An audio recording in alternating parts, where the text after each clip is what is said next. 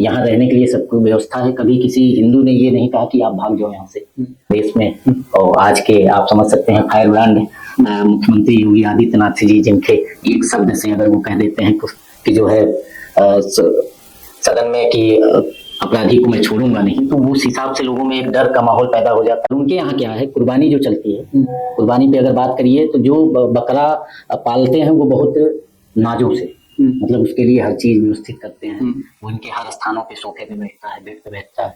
हमारे यहाँ कभी बकरा जो है शयन कक्ष में नहीं जाता है। भारत की परंपरा वसुधैव कुटुंबकम की रही है, तो जब आप हिंदुत्व और भगवे पे बड़ा जोर देते हैं तो इसका क्या अर्थ निकाला जाए? क्या अन्य धर्म के लोगों को आप डराना चाहते हैं? नमस्कार, मेरा नाम है उत्कर्ष और आप देखना शुरू कर चुके हैं सुलभ भारत। दोस्तों, इस वक्त हम मौजूद हैं सुलभ भारत के जिला मुख्यालय कार्यालय पर और हमारे साथ मौजूद हैं भारतीय जनता युवा मोर्चा प्रतापगढ़ के जिला अध्यक्ष अंशुमान सिंह जी। सर, स्वागत है आपका सुलभ भारत। जी नमस्कार सुलभ भारत के सभी दर्शकों का और उत्कर्ष जी आपका, जो आप अपने बहुमूल्य समय में हमको समय देने के लिए आए, इसके लिए आपका बहुत बहुत धन्यवाद। वो कहते हैं कि संघर्षों के साये में इतिहास हमारा पलता है और जिस ओर जवानी चलती है उस ओर जमाना चलता है। युवा अध्यक्ष हैं आप जी, जिला यूथ विंग के आप अध्यक्ष हैं, युवा मोर्चा के आप अध्यक्ष हैं। आपकी राजनीतिक यात्रा की अगर बात की जाए, शुरुआत से अगर बात किया जाए, तो एक शिक्षक के रूप में आपने अपनी जर्नी स्टार्ट की। जब उस दौर को आप याद करते हैं तो क्या आता है दिमाग में? नहीं, शिक्षक के तौर पे नहीं, जब मैं पढ़ रहा था तो क्रिकेट मेरा सबसे प्रिय खेल रहा। और उस क्रिकेट के जरिए लोगों से जुड़ाव भी होता था, दर्शक भी खूब वाहवाही लेते थे। जब अच्छा प्रदर्शन होता था तो लोग शाबाशी देते थे। तब उसमें ये लगता था कि हमको लोग जान रहे हैं। खेल के प्रति रुचि होने की वजह से लोगों में एक उत्साह रहता था कि ये प्लेयर जो है अच्छा है, इसका क्रिकेट देखने के लिए हम लोगों को आना चाहिए। तो ऐसे कई टूर्नामेंटों में जाना होता था तो जहां दर्शक मेरे लिए ही आते थे। बैटिंग करते या बॉलिंग करते थे? मेरा बैटिंग था, बैटिंग के साथ साथ कीपिंग थी। विकेट कीपर, बल्लेबाज थे आप और स्पिन गेंदबाज थे। तो कभी कभी जब जरूरत पड़ती थी टीम को तो गेंदबाजी भी की जाती थी। वैसे मैं एज ए ओपनर अपनी टीम की शुरुआत करता था, जिसमें एक युवाओं के साथ अच्छा तालमेल था, एक संख्या अच्छी थी। तो लोगों को लगता था कि इनसे संपर्क किया जाए। राजनीतिक परिदृश्य में जो भी लोग उस समय राजनीति करते थे उनको लगता था इस लड़के को अगर जोड़ा जाएगा तो राजनीति में मेरे हिसाब से संख्या बल के साथ ये आएगा तो संख्या अच्छी रहेगी, तो धरना प्रदर्शन करने में आसानी होगी। हाँ, एबीवीपी का मुख्य काम वही है जी। तो विद्यार्थी परिषद से जुड़ा रहा थोड़ा बहुत, उसके बाद सीधे पढ़ाई में अपना ध्यान रखा गया। खेल के प्रति रुचि होने की वजह से कैनवस के साथ साथ लेदर का भी मैच खेलने की। अच्छा, आप कह रहे हैं कि आपने क्रिकेट प्रोफेशनली क्रिकेट की आपने बात की, आप लेदर से खेलते थे, तो उस फील्ड में ही करियर बनाने का आपने नहीं सोचा?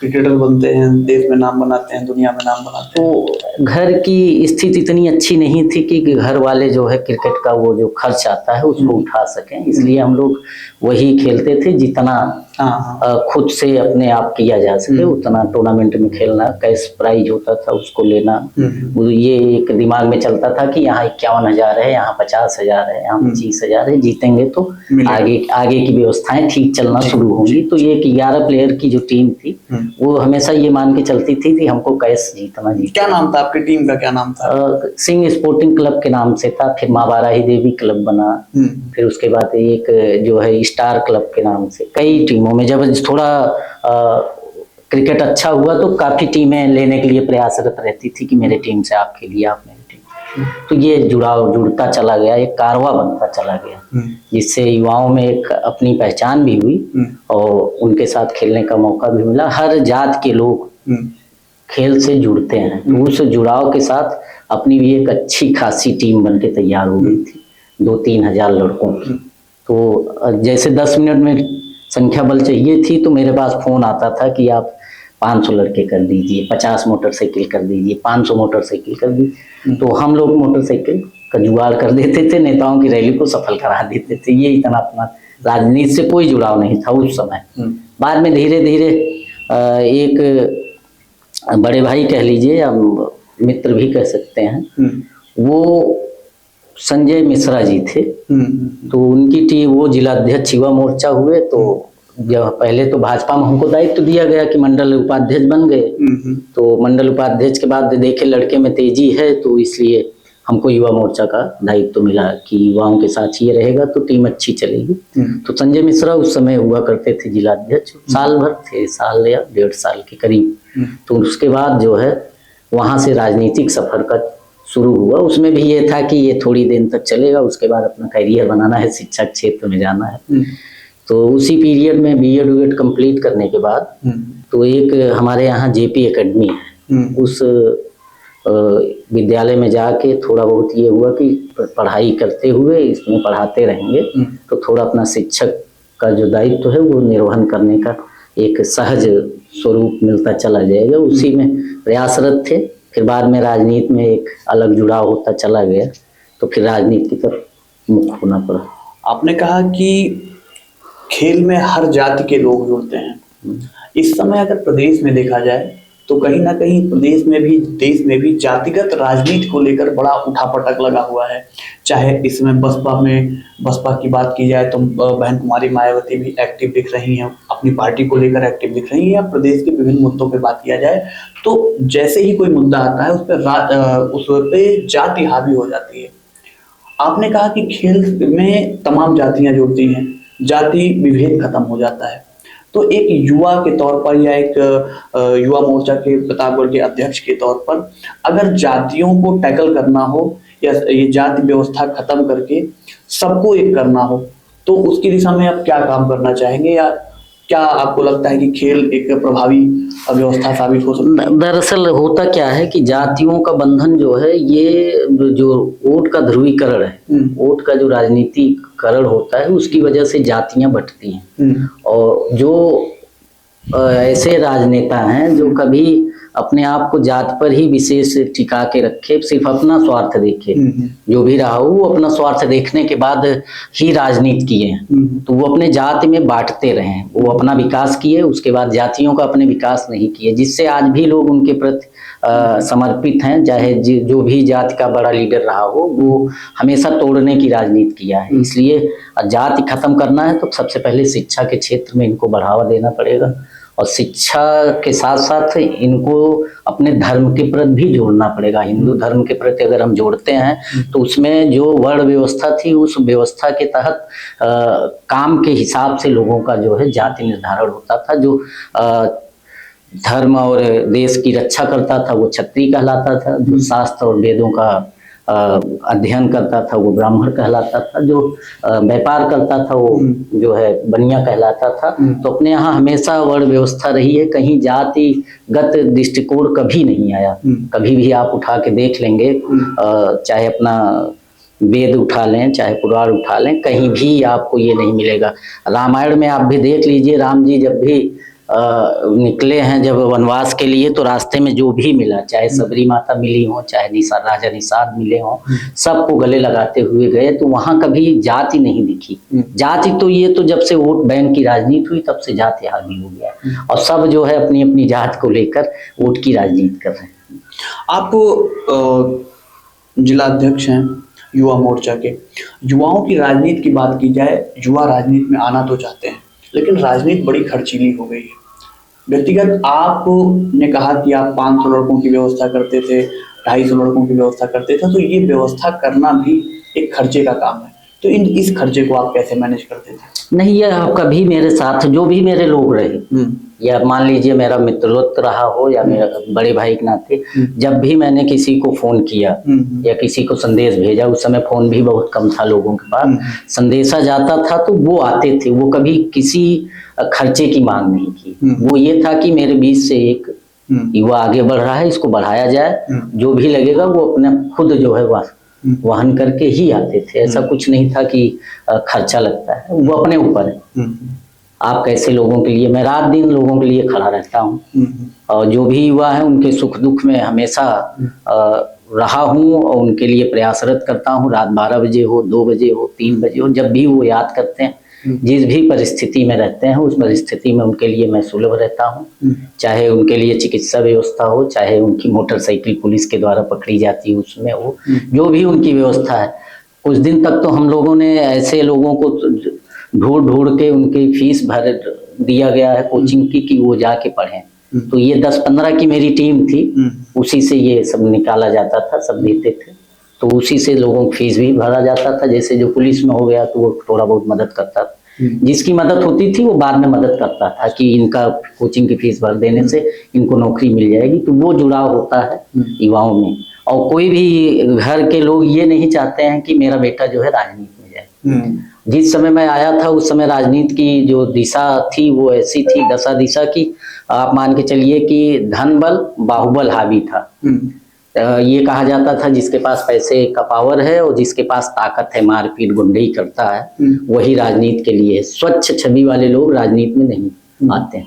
तो ये लेके हम लोग नीचे तक गए कि अगर हम लोग नहीं जाएंगे तो राजनीति को कैसे स्वच्छता के करीब लाया जाएगा।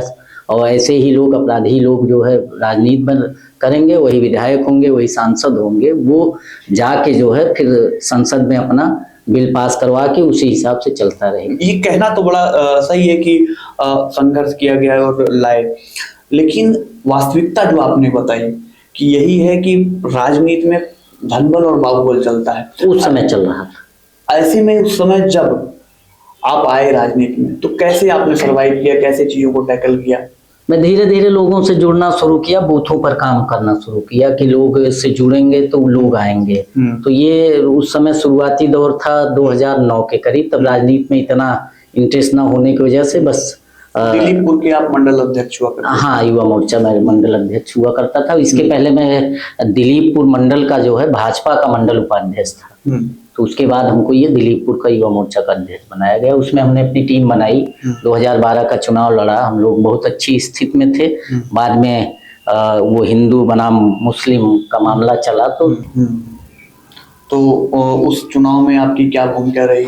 उस चुनाव में हम लोगों को युवाओं के साथ जो है बाइक रैली करना था, फिर उसके बाद डोर टू डोर जो पंपलेट होते हैं, पर्चा होता है, उसको पहुंचाना था, लोगों को भाजपा के प्रति बोलना था। उस समय भाजपा की इतनी अच्छी स्थिति नहीं थी। हम लोग जैसे ही जाते थे, वो बसपा का शासनकाल था 7 से 12, 2007 से और 2012 के बीच में बसपा का शासनकाल होने की वजह से ये सपा उस समय चरम पे थी, सपा का ही बोलबाला था 12 में। तो जो भी होता था हम लोगों के बाइकों को जो है चालान करवा दिया जाता था चुनाव आयोग से कह के, जो पुलिस प्रशासन था। तो हम लोग डरे नहीं, लड़ाई लड़ते रहे 12 में। कई लड़कों के ऊपर फर्जी मुकदमा हो गया। और आपको एक चीज मैं बताना चाहूंगा, 2013 का मामला था। तो हमारे यहाँ दिलीपपुर में एक वो हिंदू मुस्लिम जो है दंगा हो गया।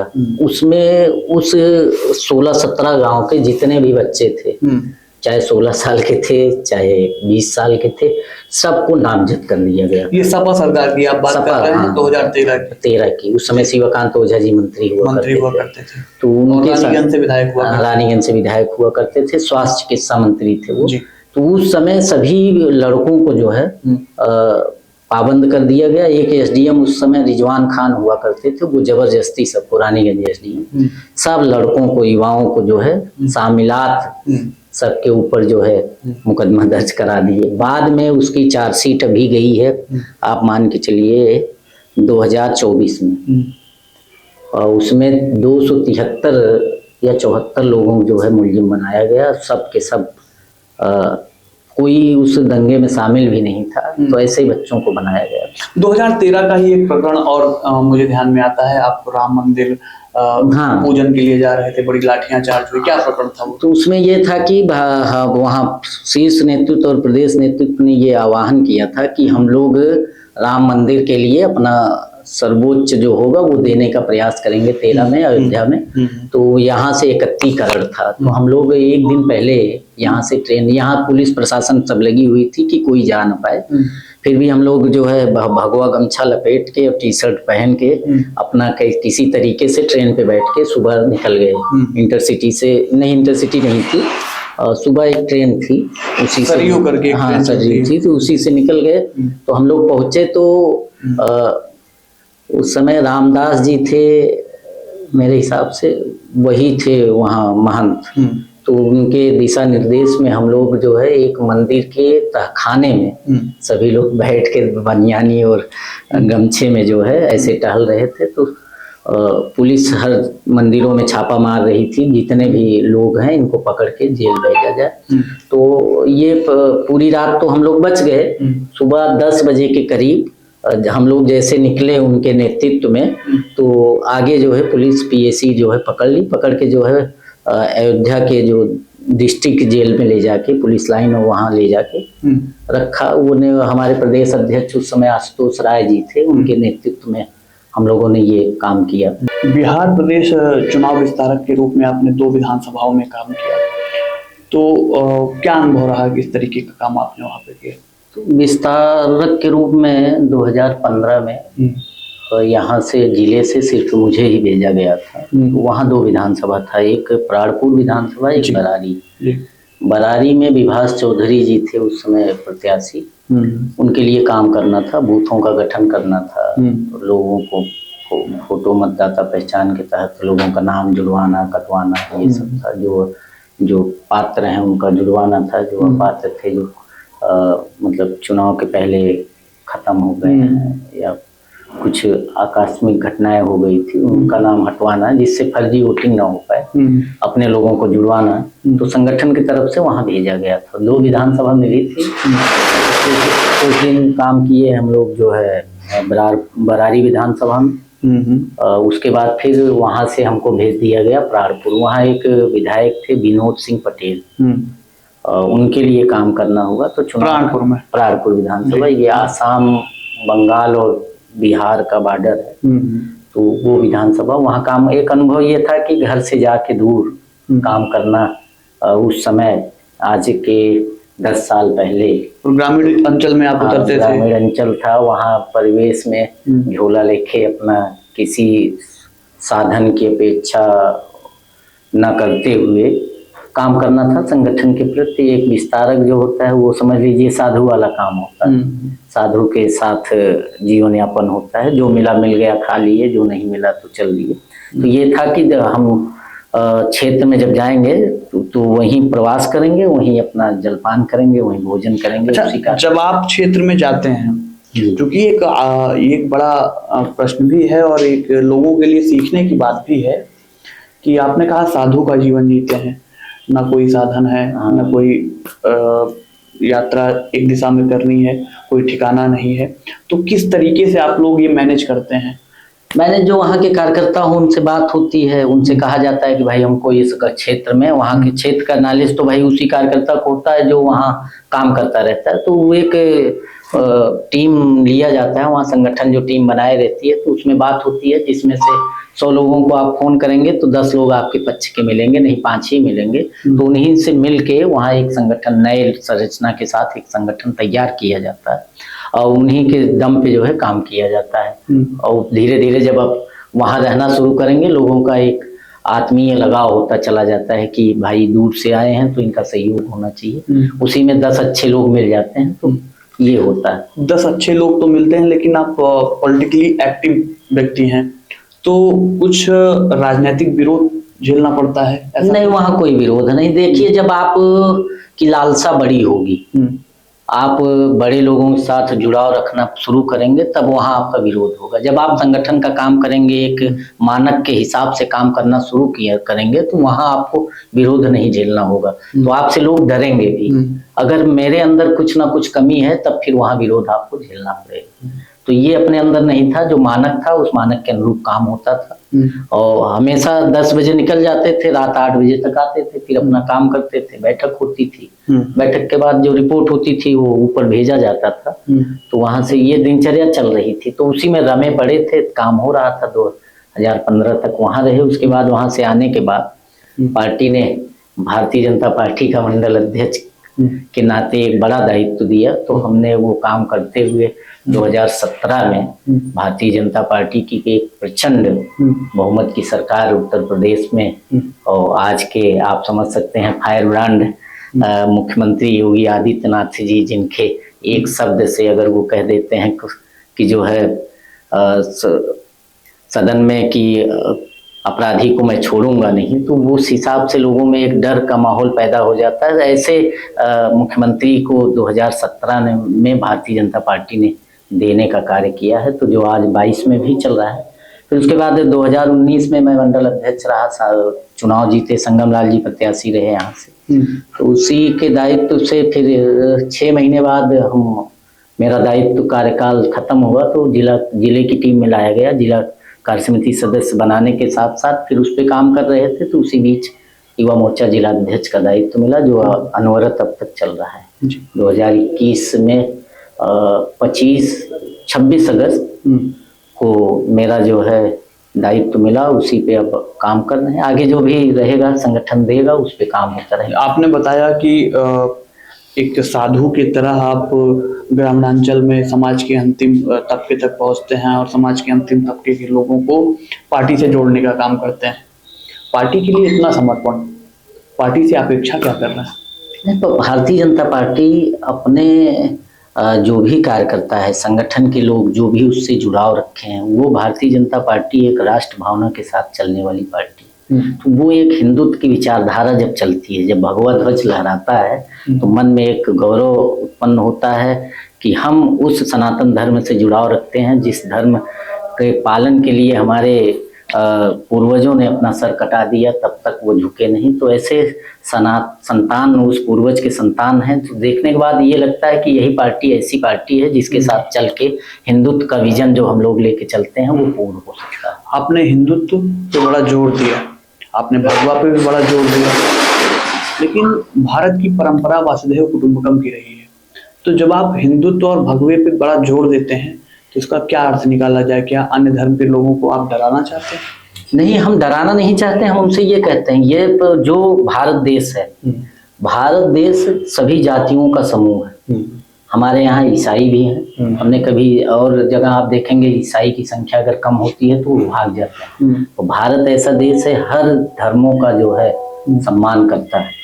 यहाँ रहने के लिए सबको व्यवस्था है। कभी किसी हिंदू ने ये नहीं कहा कि आप भाग जाओ यहाँ से। सब उनका प्रेम से आदर करते हैं। पर जहाँ हिंदू है, अगर पाकिस्तान में हिंदू की संख्या कम होती है तो वहाँ के मुस्लिम वहाँ मार के भगा देते हैं। यहाँ भी आप देख लीजिए, जहाँ संख्या कम हुई वहां से वो हिंदू पलायन कर जाता है। अभी त्वरित आप देखेंगे बांग्लादेश की स्थिति आप भाव सकते हैं, वहां क्या स्थिति हुई है हिंदुओं के साथ, उस पर आप विचार करिए।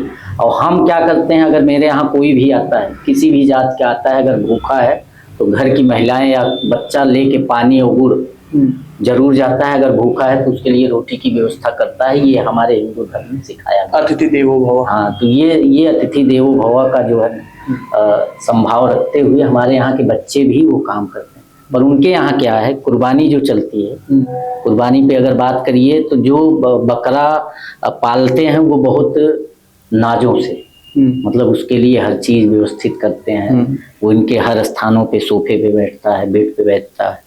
हमारे यहाँ कभी बकरा जो है शयन कक्ष में नहीं जाता है, ना आपके रसोई में जाएगा, पर इनके यहाँ सब में जाएगा। उस बकरे की कुर्बानी किससे करवाते हैं? घर का जो सबसे छोटा व्यक्ति होगा, मतलब जो 2 साल 4 साल का होगा, उससे उसकी हत्या करवाते हैं, कुर्बानी करवाते हैं।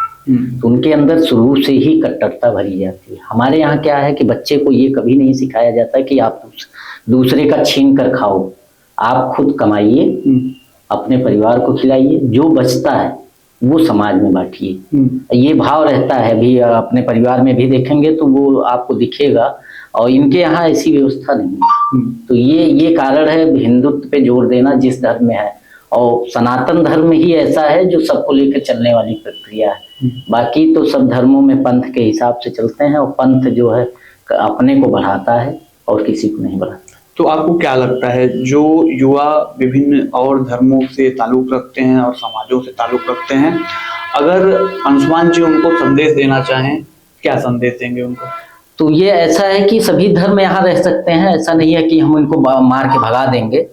वो भारत की आस्था और प्रभुता में अपना जो है संभाव रखें, और भारत के संविधान के साथ साथ भारत का जो भी गौरव है उसको बनाए रखें।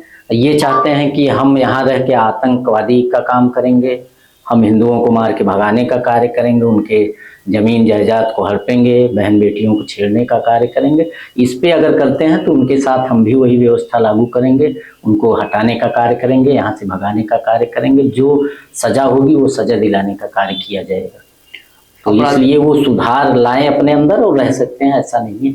सब रह रहे हैं। भारत सभी देशों का, सभी धर्मों का पालन करता है, सभी अन्यायों का जो है देश रहा है। तो इसलिए भारत ऐसे ही नहीं रहा कि वो विश्व गुरु कहलाया। सभी धर्म पंथ को मानने वाले लोग यहाँ हैं, इसलिए उनको रहना है तो भारत में आस्था रखनी होगी। चलिए हम बढ़ते हैं अपने अगले प्रश्न की ओर। बिहार प्रदेश चुनाव विस्तारक के रूप में आपने 2 विधानसभाओं में काम किया, तो क्या अनुभव रहा, किस तरीके का काम आपने वहाँ पे किया? तो विस्तारक के रूप में 2015 में यहाँ से जिले से सिर्फ मुझे ही भेजा गया था। तो वहाँ 2 विधानसभा था, एक प्राणपुर विधानसभा, एक बरारी। बरारी में विभास चौधरी जी थे उस समय प्रत्याशी, उनके लिए काम करना था, बूथों का गठन करना था, लोगों को फोटो मतदाता पहचान के तहत लोगों का नाम जुड़वाना, कटवाना, ये सब था। जो पात्र हैं उनका जुड़वाना था, जो अपात्र थे, जो मतलब चुनाव के पहले खत्म हो गए हैं या कुछ आकस्मिक घटनाएं हो गई थी, उनका नाम हटवाना, जिससे फर्जी वोटिंग ना हो पाए, अपने लोगों को जुड़वाना। तो संगठन की तरफ से वहां भेजा गया था। 2 विधानसभा मिली थी, कुछ दिन काम किए हम लोग जो है बरारी विधानसभा में। उसके बाद फिर वहां से हमको भेज दिया गया प्राणपुर। वहाँ एक विधायक थे विनोद सिंह पटेल, उनके लिए काम करना होगा। तो प्राणपुर में, प्राणपुर विधानसभा, ये आसाम, बंगाल और बिहार का बॉर्डर है। तो वो विधानसभा, वहाँ काम, एक अनुभव ये था कि घर से जाके दूर काम करना। उस समय आज के 10 साल पहले ग्रामीण अंचल में आप उतरते थे? ग्रामीण अंचल था, वहाँ परिवेश में झोला लेके अपना किसी साधन की अपेक्षा न करते हुए काम करना था संगठन के प्रति। एक विस्तारक जो होता है वो समझ लीजिए साधु वाला काम होता है, साधु के साथ जीवन यापन होता है। जो मिला मिल गया खा लिए, जो नहीं मिला तो चल लिए। तो ये था कि हम क्षेत्र में जब जाएंगे तो वहीं प्रवास करेंगे, वहीं अपना जलपान करेंगे, वहीं भोजन करेंगे। अच्छा, जब आप क्षेत्र में जाते हैं, क्योंकि एक बड़ा प्रश्न भी है और एक लोगों के लिए सीखने की बात भी है कि आपने कहा साधु का जीवन जीते हैं, ना कोई साधन है, ना कोई यात्रा एक दिशा में करनी है, कोई ठिकाना नहीं है, तो किस तरीके से आप लोग ये मैनेज करते हैं? मैंने जो वहाँ के कार्यकर्ता हूँ उनसे बात होती है, उनसे कहा जाता है कि भाई हमको इस क्षेत्र में, वहाँ के क्षेत्र का नॉलेज तो भाई उसी कार्यकर्ता को होता है जो वहाँ काम करता रहता है। तो वो एक टीम लिया जाता है, वहाँ संगठन जो टीम बनाए रहती है, तो उसमें बात होती है जिसमें से 100 लोगों को आप फोन करेंगे तो 10 लोग आपके पक्ष के मिलेंगे, नहीं 5 ही मिलेंगे। तो उन्हीं से मिल के वहाँ एक संगठन, नए संरचना के साथ एक संगठन तैयार किया जाता है और उन्हीं के दम पे जो है काम किया जाता है। और धीरे धीरे जब आप वहाँ रहना शुरू करेंगे, लोगों का एक आत्मीय लगाव होता चला जाता है कि भाई दूर से आए हैं तो इनका सहयोग होना चाहिए। उसी में 10 अच्छे लोग मिल जाते हैं, तो ये होता है। 10 अच्छे लोग तो मिलते हैं, लेकिन आप पॉलिटिकली एक्टिव व्यक्ति हैं, तो कुछ राजनीतिक विरोध झेलना पड़ता है? नहीं, वहाँ कोई विरोध नहीं। देखिए, जब आप की लालसा बड़ी होगी, आप बड़े लोगों के साथ जुड़ाव रखना शुरू करेंगे, तब वहाँ आपका विरोध होगा। जब आप संगठन का काम करेंगे, एक मानक के हिसाब से काम करना शुरू करेंगे, तो वहाँ आपको विरोध नहीं झेलना होगा। तो आपसे लोग डरेंगे भी। अगर मेरे अंदर कुछ ना कुछ कमी है, तब फिर वहाँ विरोध आपको झेलना पड़ेगा। तो ये अपने अंदर नहीं था, जो मानक था उस मानक के अनुरूप काम होता था। और हमेशा 10 बजे निकल जाते थे, रात 8 बजे तक आते थे, फिर अपना काम करते थे। बैठक होती थी, बैठक के बाद जो रिपोर्ट होती थी वो ऊपर भेजा जाता था। तो वहां से ये दिनचर्या चल रही थी, तो उसी में रमे पड़े थे, काम हो रहा था। 2015 तक वहां रहे। उसके बाद वहां से आने के बाद पार्टी ने, भारतीय जनता पार्टी का मंडल अध्यक्ष के नाते एक बड़ा दायित्व दिया। तो हमने वो काम करते हुए 2017 में भारतीय जनता पार्टी की एक प्रचंड बहुमत की सरकार उत्तर प्रदेश में, और आज के आप समझ सकते हैं फायर ब्रांड मुख्यमंत्री योगी आदित्यनाथ जी, जिनके एक शब्द से अगर वो कह देते हैं कि जो है सदन में कि अपराधी को मैं छोड़ूंगा नहीं, तो वो उस हिसाब से लोगों में एक डर का माहौल पैदा हो जाता है। ऐसे मुख्यमंत्री को 2017 में भारतीय जनता पार्टी ने देने का कार्य किया है। तो जो आज 22 में भी चल रहा है, फिर उसके बाद 2019 में मैं मंडल अध्यक्ष रहा, चुनाव जीते, संगम लाल जी प्रत्याशी रहे यहाँ से।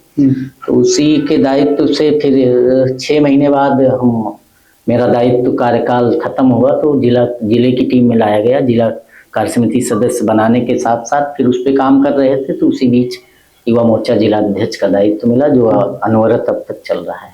2021 में 26 अगस्त को मेरा जो है दायित्व मिला, उसी पे अब काम कर रहे हैं। आगे जो भी रहेगा संगठन देगा उस पे काम होता रहेगा। आपने बताया कि एक साधु की तरह आप ग्रामीणांचल में समाज के अंतिम तबके तक पहुंचते हैं और समाज के अंतिम तबके के लोगों को पार्टी से जोड़ने का काम करते हैं। पार्टी के लिए इतना समर्पण, पार्टी से अपेक्षा क्या कर रहा है? नहीं, तो भारतीय जनता पार्टी अपने जो भी कार्यकर्ता है, संगठन के लोग जो भी उससे जुड़ाव रखे हैं, वो भारतीय जनता पार्टी एक राष्ट्र भावना के साथ चलने वाली पार्टी। तो वो एक हिंदुत्व की विचारधारा जब चलती है, जब भगवा ध्वज लहराता है तो मन में एक गौरव उत्पन्न होता है कि हम उस सनातन धर्म से जुड़ाव रखते हैं जिस धर्म के पालन के लिए हमारे पूर्वजों ने अपना सर कटा दिया, तब तक वो झुके नहीं। तो ऐसे संतान उस पूर्वज के संतान हैं। तो देखने के बाद ये लगता है कि यही पार्टी ऐसी पार्टी है जिसके साथ चल के हिंदुत्व का विजन जो हम लोग लेके चलते हैं वो पूर्ण हो सकता है। आपने हिंदुत्व पे बड़ा जोर दिया, आपने भगवा पे भी बड़ा जोर दिया, लेकिन भारत की परंपरा वसुधैव कुटुंबकम की रही है। तो जब आप हिंदुत्व और भगवे पे बड़ा जोर देते हैं तो इसका क्या अर्थ निकाला जाए? क्या अन्य धर्म के लोगों को आप डराना चाहते हैं? नहीं, हम डराना नहीं चाहते। हम उनसे ये कहते हैं, ये जो भारत देश है, भारत देश सभी जातियों का समूह है। हमारे यहाँ ईसाई भी हैं। हमने कभी और जगह आप देखेंगे ईसाई की संख्या अगर कम होती है तो वो भाग जाता है। तो भारत ऐसा देश है, हर धर्मों का जो है सम्मान करता है। यहाँ रहने के लिए सबको व्यवस्था है। कभी किसी हिंदू ने ये नहीं कहा कि आप भाग जाओ यहाँ से। सब उनका प्रेम से आदर करते हैं। पर जहाँ हिंदू है, अगर पाकिस्तान में हिंदू की संख्या कम होती है तो वहाँ के मुस्लिम वहाँ मार के भगा देते हैं। यहाँ भी आप देख लीजिए, जहाँ संख्या कम हुई वहां से वो हिंदू पलायन कर जाता है। अभी त्वरित आप देखेंगे बांग्लादेश की स्थिति आप भाप सकते हैं, वहां क्या स्थिति हुई है हिंदुओं के साथ, उस पर आप विचार करिए। और हम क्या करते हैं, अगर मेरे यहाँ कोई भी आता है, किसी भी जात का आता है, अगर भूखा है तो घर की महिलाएं या बच्चा लेके पानी और गुड़ जरूर जाता है। अगर भूखा है तो उसके लिए रोटी की व्यवस्था करता है। ये हमारे हिंदू धर्म में सिखाया गया। अतिथि देवो भव। हाँ, तो ये अतिथि देवो भव का जो है संभाव रखते हुए हमारे यहाँ के बच्चे भी वो काम करते हैं। पर उनके यहाँ क्या है, कुर्बानी जो चलती है, कुर्बानी पे अगर बात करिए तो जो बकरा पालते हैं वो बहुत नाजों से, मतलब उसके लिए हर चीज व्यवस्थित करते हैं। वो इनके हर स्थानों पे, सोफे पे बैठता है, बेड पे बैठता है।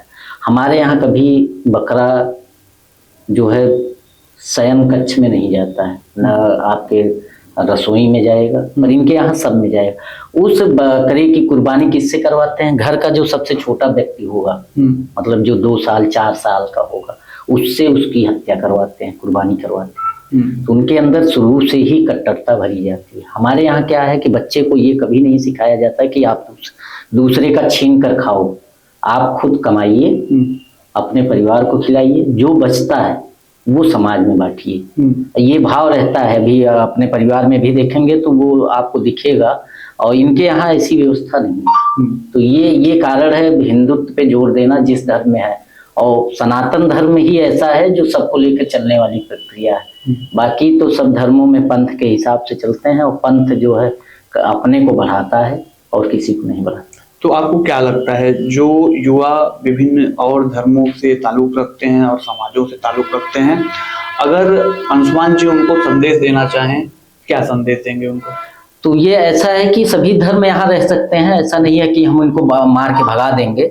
वो भारत की आस्था और प्रभुता में अपना जो है संभाव रखें, और भारत के संविधान के साथ साथ भारत का जो भी गौरव है उसको बनाए रखें। ये चाहते हैं कि हम यहाँ रह के आतंकवादी का काम करेंगे, हम हिंदुओं को मार के भगाने का कार्य करेंगे, उनके जमीन जायदाद को हड़पेंगे, बहन बेटियों को छेड़ने का कार्य करेंगे। इस पे अगर करते हैं तो उनके साथ हम भी वही व्यवस्था लागू करेंगे, उनको हटाने का कार्य करेंगे, यहाँ से भगाने का कार्य करेंगे। जो सजा होगी वो सजा दिलाने का कार्य किया जाएगा। तो इसलिए वो सुधार लाएं अपने अंदर और रह सकते हैं, ऐसा नहीं है। सब रह रहे हैं। भारत सभी देशों का, सभी धर्मों का पालन करता है, सभी अन्यायों का जो है देश रहा है। तो इसलिए भारत ऐसे ही नहीं रहा कि वो विश्व गुरु कहलाया। सभी धर्म पंथ को मानने वाले लोग यहाँ हैं, इसलिए उनको रहना है तो भारत में आस्था रखनी होगी। चलिए हम बढ़ते हैं अपने अगले प्रश्न की ओर।